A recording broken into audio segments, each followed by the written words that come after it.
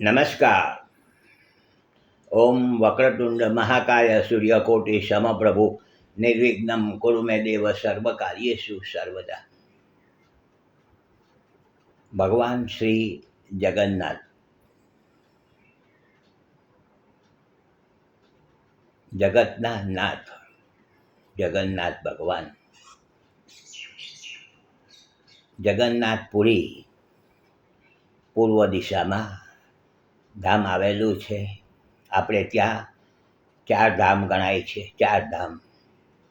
પૂર્વમાં જગન્નાથ ભગવાન, જગન્નાથપુરી ઓડિશામાં આવેલું છે. જગન્નાથપુરી પશ્ચિમમાં આપણા દ્વારકાના કનૈયાનું, કૃષ્ણ કનૈયા દ્વારકાપુરી કહેવાય.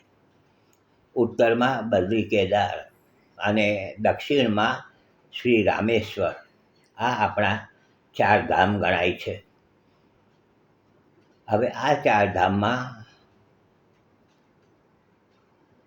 ભગવાન શ્રી જગન્નાથ જે ઓડિશામાં જગન્નાથપુરી, તેમાં આજે બીજ અને બીજને દિવસે રથયાત્રા નીકળતી હોય છે. આ 4 ધામમાં એક જ એવું ધામ છે કે જ્યાં રથયાત્રા નીકળે છે અને લાખોની સંખ્યામાં ભગવાનના દર્શન લોકો કરે છે. રથયાત્રામાં લોકો આનંદ ઉત્સવથી ભગવાનનું નામ સ્મરણ કીર્તન કરતા હોય છે. આ એક અનેરી લાવો છે. ભગવાન પોતે રથયાત્રામાં રથમાં બેસીને લોકોને દર્શન આપવા માટે આવે છે અને બધા ઉપર એમની અમી દ્રષ્ટિ પડે છે, કૃપા થાય છે. મારે પોતાને આજથી 8-10 વર્ષ પહેલાં જગન્નાથપુરી જવાનું, જગન્નાથ ભગવાનની કૃપાથી, કૃપા હોય તો જ જવાય છે. જગન્નાથ ભગવાનની કૃપાથી મારે ત્યાં જવાનું થયું, દર્શન કરવા માટે, એમને મળવા માટે, દર્શન કરવા માટે જવાનું બન્યું. અને ભગવાન શ્રી જગન્નાથના પ્રાંગણમાં હું ત્યાં દર્શન કરતો હતો. 4 દિવસ રોકાયો અને 4 દિવસ રોજ દર્શન એમના કર્યા છે. અને રોજ સાંજે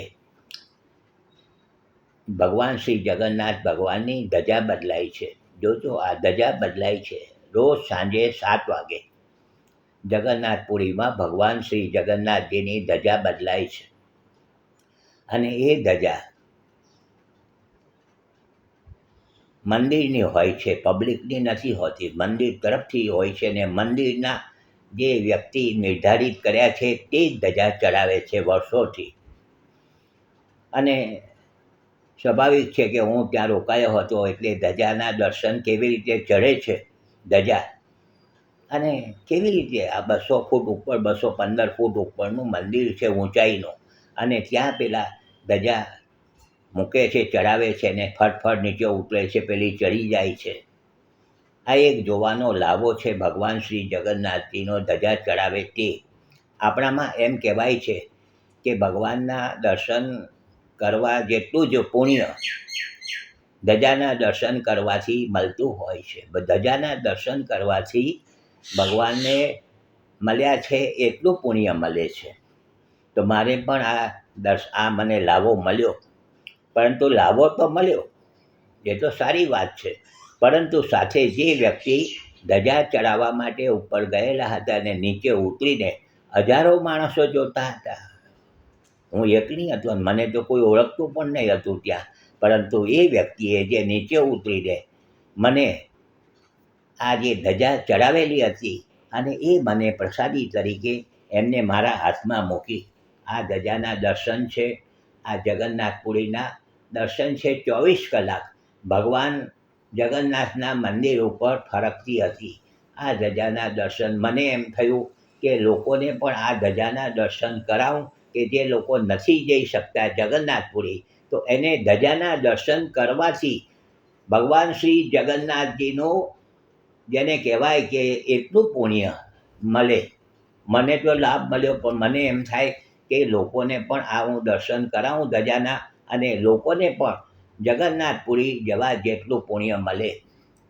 તો આ ભગવાન શ્રી જગન્નાથજીની મારા ઉપર કૃપા થઈ, મને આ પ્રસાદી તરીકે ધજા મળી અને ધન્યતા હું અનુભવું છું.